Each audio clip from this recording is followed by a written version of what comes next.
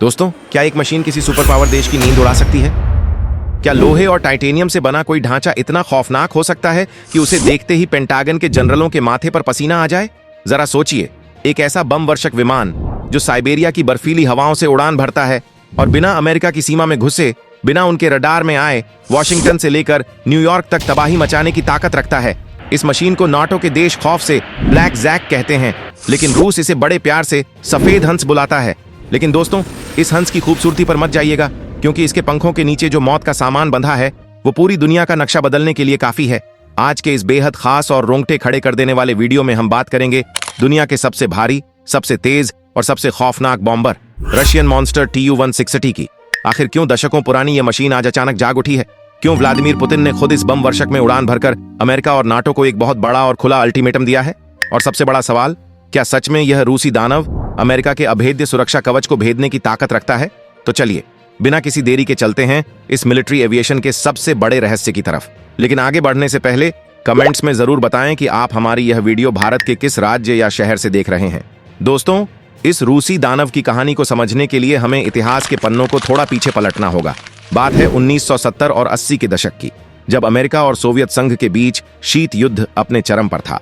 दोनों महाशक्तियां एक दूसरे को डराने के लिए नए नए और खौफनाक हथियार बना रही थीं। उसी दौरान अमेरिका ने दुनिया के सामने अपना B-1 लांसर बॉम्बर पेश किया। यह एक ऐसा बमवर्षक था जो रडार के नीचे से उड़कर सोवियत संघ पर परमाणु बम गिराने की ताकत रखता था। अमेरिका के इस कदम ने मॉस्को में खलबली मचा दी।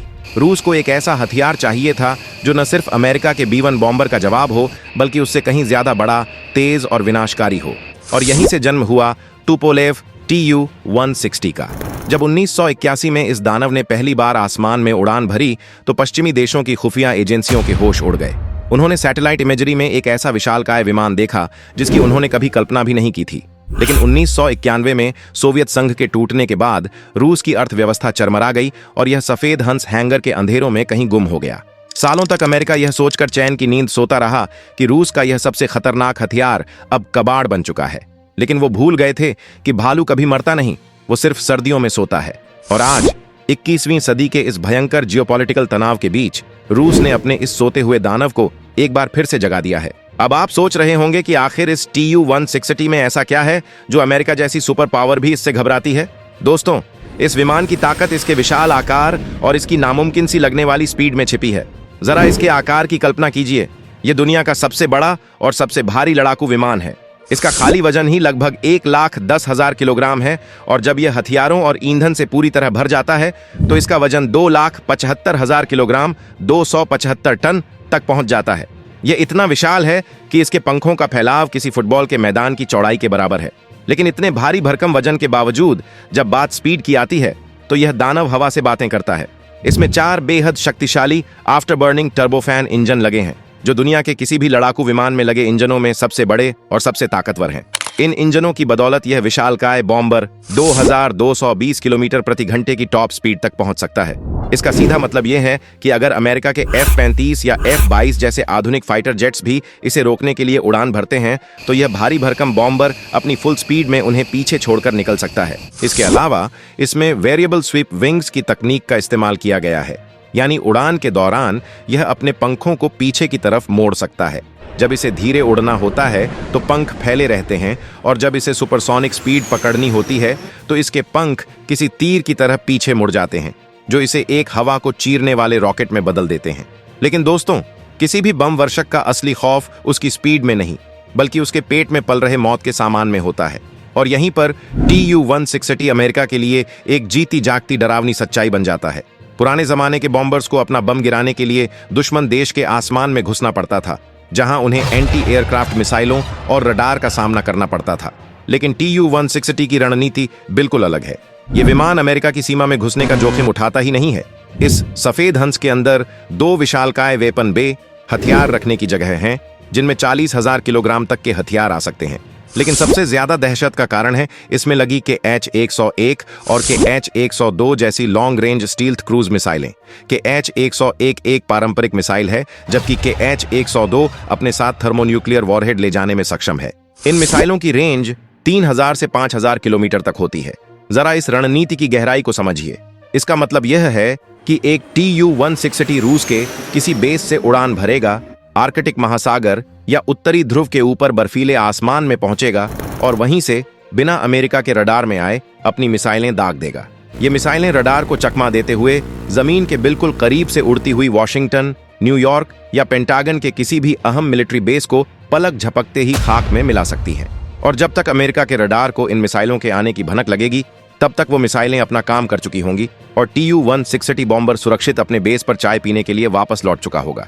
अमेरिका का नोराड डिफेंस सिस्टम इसी बात से खौफ खाता है कि वो उस दुश्मन को कैसे मारेगा जो उनके रडार की पहुंच से हजारों किलोमीटर दूर है। दोस्तों, अगर यह विमान 1980 के दशक का है, तो आज 2025 से 26 में दुनिया इससे इतना क्यों घबरा रही है?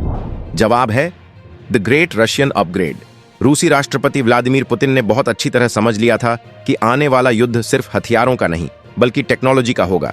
इसलिए उन्होंने पुरानी कबाड़ हो रही Tu-160 फ्लीट को बंद करने के बजाय उसे एक बिल्कुल नए डिजिटल दानव में बदलने का आदेश दिया और इस नए अपग्रेडेड वर्जन को नाम दिया गया है Tu-160M।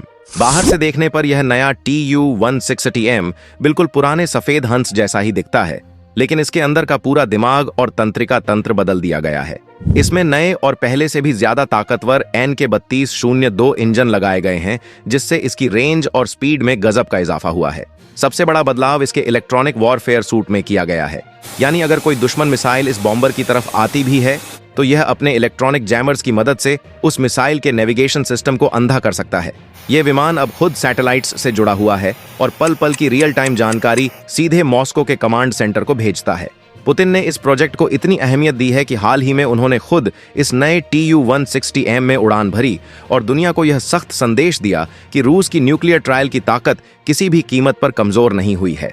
पुतिन का इस बॉम्बर में उड़ना कोई शौक नहीं था, बल्कि यह नाटो और अमेरिका के लिए एक खुला मनोवैज्ञानिक युद्ध था। अब सवाल यह उठता है कि क्या रूस सच में इस बॉम्बर से अमेरिका पर हमला करने वाला है?